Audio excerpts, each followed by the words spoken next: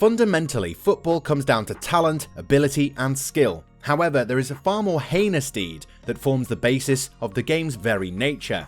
During a match, there may have been some actions you were hesitant because you weren't sure if they were legal or not. The laws of the game can be very comprehensive, and they may address certain topics you would never have thought to consider or dared to inquire about. Hello and welcome to Goalside. In today's video, we'll take a look at some football tricks that have been outlawed. Make sure to stick around till the end of this video. If you like the video, don't forget to give it a thumbs up, subscribe to the channel, and turn on the post notifications. So without wasting any more time, let's dive right into the video. Seal dribble. The controversy surrounding Cruzeiro's striker Carolon's alleged seal dribble continued on Wednesday when a player who fouled Carolon and received a red card was given a 120-day suspension.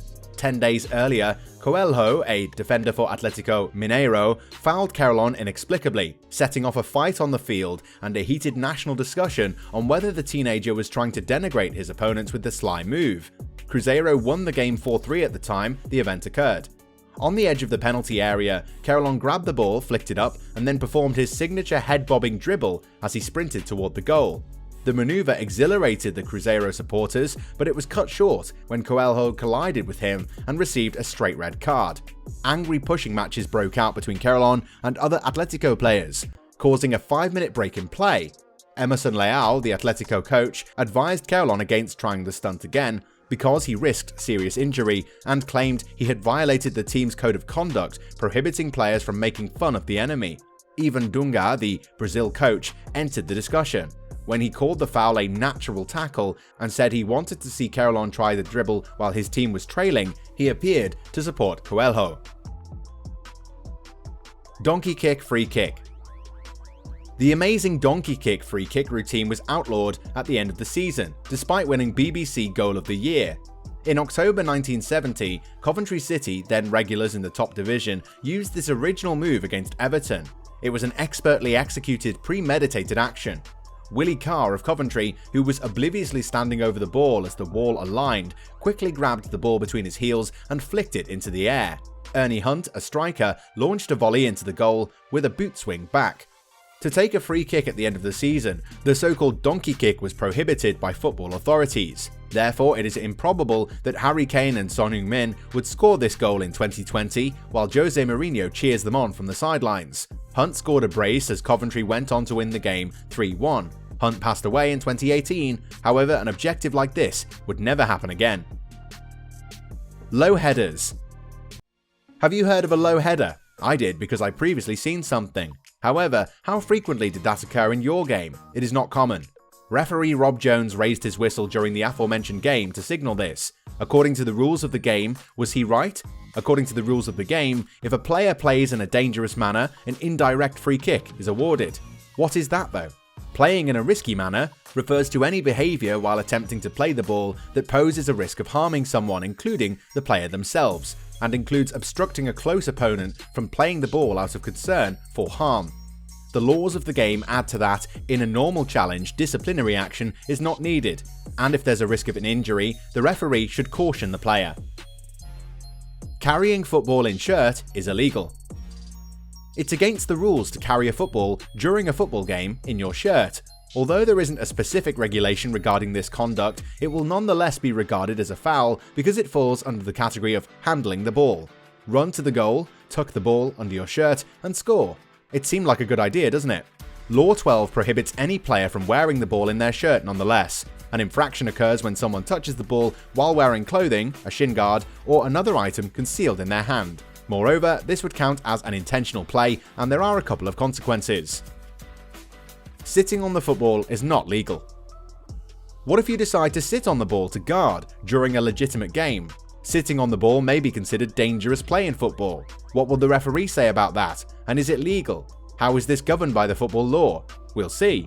There is no explicit rule that forbids this in the official football rules. However, this kind of conduct is a risky play that is prohibited by football regulations. Law 12 on fouls and misconduct is rather explicit in this regard. According to the legislation, any action that, while attempting to play the ball, threatens injury to someone, including the player themselves, including blocking a close opponent from playing the ball out of concern for injury, It is possible that when you sit on a ball, you are exposed to injury risk, keeping the ball away from your opponent against the rules. This will also be considered a foul as a result. Neck stall.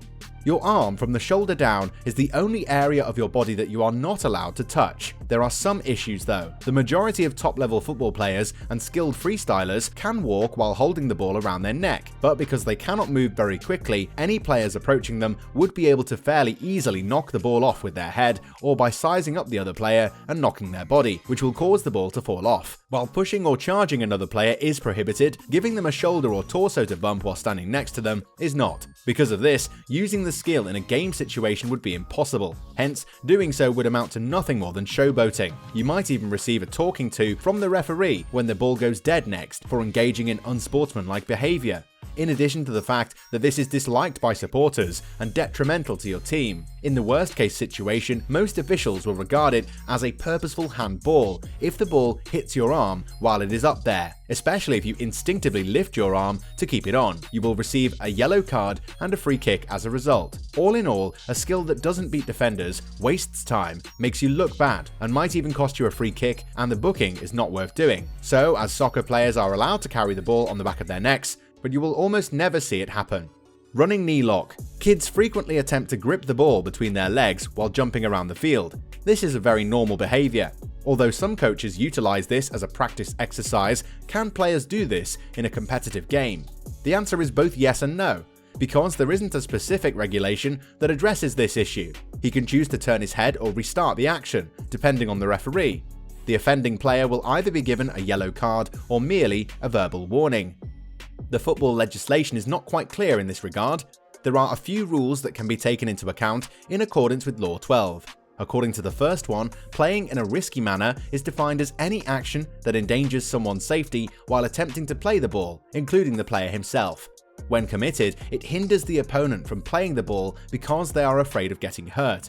A player may be warned for engaging in unsportsmanlike conduct in a variety of situations, such as when they act in a way that betrays a lack of respect for the game, according to the second rule.